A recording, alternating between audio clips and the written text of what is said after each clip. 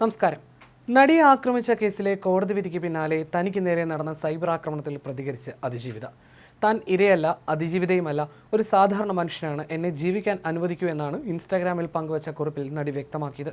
അതിജീവിതയുടെ പേര് വെളിപ്പെടുത്തി രണ്ടാം പ്രതി മാർട്ടിൻ ആന്റണി വീഡിയോ ചെയ്തിരുന്നു. ഇതിൽ മാർട്ടിൻ ആന്റണിക്കെതിരെ തൃശൂർ സൈബർ പോലീസ് കേസുമെടുത്തിട്ടുണ്ട്. കേസിൽ വിധി വന്നതിന് പിന്നാലെ മാർട്ടിൻ തന്റെ ഫേസ്ബുക്ക് പേജിലൂടെ അതിജീവിതയെ അധിക്ഷേപിക്കുന്ന തരത്തിലുള്ള വീഡിയോ പങ്കുവച്ചതിനെ തുടർന്നായിരുന്നു നടപടി. ഈ പശ്ചാത്തലത്തിൽ കൂടിയാണ് നടിയുടെ പുതിയ പ്രതികരണം. അതിജീവിതയുടെ കുറിപ്പ് ഇങ്ങനെ: ഞാൻ ചെയ്ത തെറ്റ്, എനിക്കെതിരെ ഒരു ആക്രമണം നടന്നപ്പോൾ അത് അപ്പോൾ തന്നെ പോലീസിൽ പരാതിപ്പെട്ട് നിയമ നടപടി വേണമെന്നാവശ്യപ്പെട്ട് മുന്നോട്ട് പോയത്. അന്നേ സംഭവിച്ചതെല്ലാം വിധിയാണെന്ന് സമാധാനിച്ച് ആരോടും ഒന്നും പറയാതെ മിണ്ടാതിരിക്കണമായിരുന്നു. പിന്നീട് എപ്പോഴെങ്കിലും ആ വീഡിയോ പുറത്തു വരുമ്പോൾ ഇതെന്തുകൊണ്ട് അന്നേ പോലീസിൽ പരാതിപ്പെട്ടില്ല എന്ന് കുറ്റപ്പെടുത്തുന്നവരോട് എന്തു പറയണമെന്നറിയാതെ ആത്മഹത്യ ചെയ്യണമായിരുന്നു. 20 വർഷം ശിക്ഷയ്ക്ക് വിധിച്ച് ജയിലിൽ പോയ രണ്ടാം പ്രതി പോകുന്നതിന് മുൻപേ ഒരു വീഡിയോ എടുത്തത് കണ്ടു. അതിൽ ഞാനാണ് നിങ്ങളുടെ നഗ്ന വീഡിയോ എടുത്തത് എന്നുകൂടെ പറയാമായിരുന്നു. ഇത്തരം വൈകൃതങ്ങൾ പറയുന്നവരോടും പ്രചരിപ്പിക്കുന്നവരോടും നിങ്ങൾക്കോ നിങ്ങളുടെ വീട്ടിലുള്ളവർക്കോ ഈ അവസ്ഥ വരാതിരിക്കട്ടെ. Not a victim, not a survivor, just a simple human being, let me live എന്നാണ് നടിയുടെ കുറിപ്പിലുള്ളത്. അതേസമയം മാർട്ടിൻ ജാമ്യത്തിലിറങ്ങിയ സമയത്ത് ചിത്രീകരിച്ചതെന്ന് കരുതുന്ന വീഡിയോയിൽ അതിജീവിതയുടെ പേര് പരാമർശിക്കുന്നതിനൊപ്പം അന്വേഷണ സംഘത്തിനെതിരെയും ആരോപണങ്ങൾ ഉന്നയിക്കുന്നുണ്ടായിരുന്നു. വീഡിയോ സോഷ്യൽ മീഡിയയിൽ വ്യാപകമായി പ്രചരിച്ചതോടെയാണ് അതിജീവിത മുഖ്യമന്ത്രിക്ക് നേരിട്ട് പരാതി നൽകിയത്. തന്റെ സ്വകാര്യത ലംഘിക്കുന്ന തരത്തിൽ വീഡിയോ പ്രചരിപ്പിക്കുന്നവർക്കെതിരെ നടപടി വേണമെന്ന നടിയുടെ ആവശ്യത്തെ തുടർന്ന് മുഖ്യമന്ത്രി അന്വേഷണത്തിന് നിർദ്ദേശം നൽകുകയായിരുന്നു. ഇതിനു പിന്നാലെയാണ് തൃശൂർ സൈബർ പോലീസ് കേസെടുത്ത് അന്വേഷണം ആരംഭിച്ചത്. നിലവിൽ കേസിലെ പ്രതിയായ മാർട്ടിൻ വിയൂർ ജയിലിൽ ശിക്ഷാ തടവുകാരനാണ്.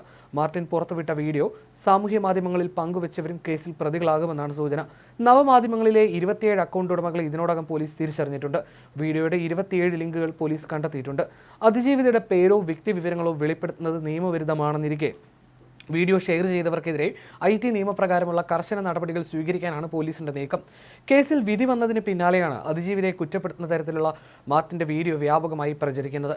നടി ആക്രമിക്കപ്പെട്ട കേസിൽ നടൻ ദിലീപിനെ വെറുതെ വിടുകയും 1 മുതൽ 6 വരെയുള്ള പ്രതികൾക്ക് 20 വർഷം കഠിന തടവും വിധിച്ചിരുന്നു. വിചാരണ കോടതിയുടെ വിധിക്കെതിരെ സർക്കാർ അപ്പീൽ നൽകാനിരിക്കെയായിരുന്നു വീഡിയോയ്ക്കെതിരെ അതിജീവിത പരാതി നൽകിയത്.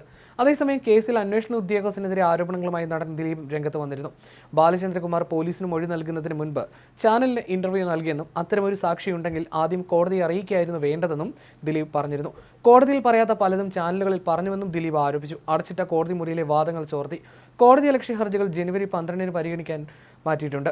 കേസിന്റെ വിചാരണയുമായി ബന്ധപ്പെട്ട് ചില വാർത്തകൾ സംപ്രേഷണം ചെയ്ത മാധ്യമങ്ങൾക്കെതിരെയും ദിലീപ് നൽകിയ ഹർജികളും കോടതിയുടെ പരിഗണനയിലുണ്ട്. വിചാരണ നടപടികൾ രഹസ്യമായി സൂക്ഷിക്കണമെന്ന കോടതി നിർദ്ദേശം മാധ്യമങ്ങൾ ലംഘിച്ചുവെന്നാണ് ദിലീപ് ആരോപിക്കുന്നത്.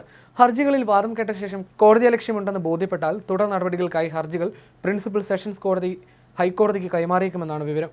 കോടതി വിധി വന്നതിന് പിന്നാലെ ദി ഹിന്ദുവിന് നൽകിയ അഭിമുഖത്തിൽ അന്വേഷണ സംഘത്തിനെതിരെ ദിലീപ് ഗുരുതരമായ ആരോപണങ്ങൾ ഉന്നയിച്ചിരുന്നു. ആക്രമിക്കപ്പെട്ട നടിയുമായി തനിക്ക് യാതൊരു പ്രശ്നവും ഉണ്ടായിരുന്നില്ല, നല്ല സൗഹൃദമായിരുന്നു.